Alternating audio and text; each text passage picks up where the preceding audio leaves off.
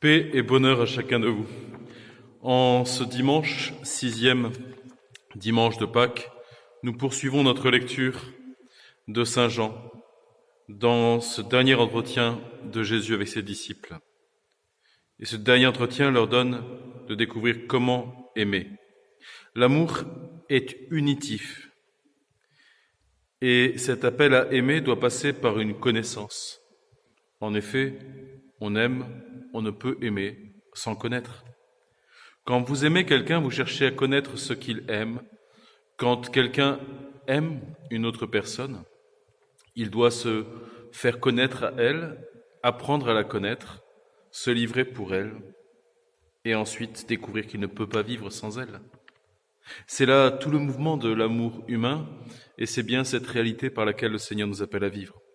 Le connaître. Le connaître par sa parole, le connaître dans cette relation avec lui. Et découvrir qu'il est à côté de nous dans un premier temps, découvrir qu'il est créateur de tout ce qui est devant nos yeux, pour ensuite avancer et payer le prix de l'amour pour vivre avec la personne, pour vivre avec elle. Et payant ce prix-là, vivre avec elle comme elle est et comme je suis, ce qui se vit dans tout le couple. Pour découvrir ensuite que l'on ne peut pas vivre sans cette personne. Comment est-ce que j'ai pu penser pouvoir vivre sans elle? C'est bien là tout ce mouvement qui nous est proposé dans cet évangile de Saint Jean. Et cet amour de Dieu est infini. Et Dieu a ce projet infini pour nous, de nous donner, de vivre en habitation avec lui. Il veut habiter avec nous. Et cette promesse de l'habitation avec nous était faite aux disciples.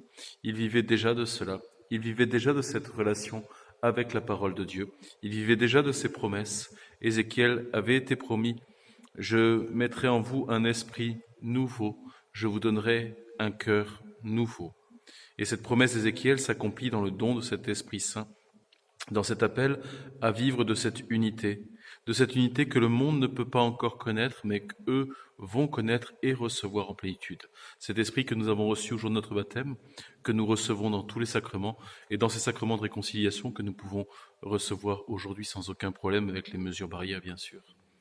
Les prêtres sont faits pour confesser, ils sont faits pour dispenser de cette grâce-là, et demandez à vos prêtres ce qui est nécessaire pour leur propre vie.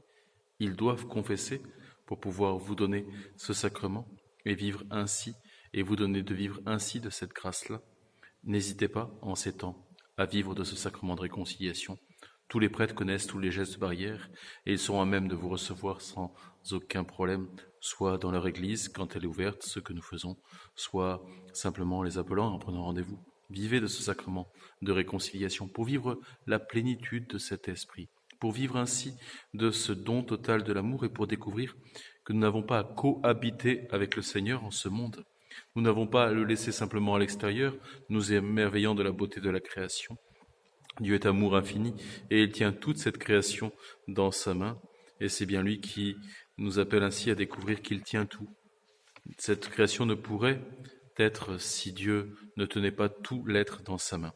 Mais cette présence d'inhabitation, comme dit la théologie, appelle chacun et chacune de nous à vivre d'une amitié. Cette amitié exige une réciprocité. On ne peut pas dire que je suis ami avec quelqu'un ou que je suis amoureux de quelqu'un si je ne lui révèle pas que je suis son ami ou que je désire être son amoureux.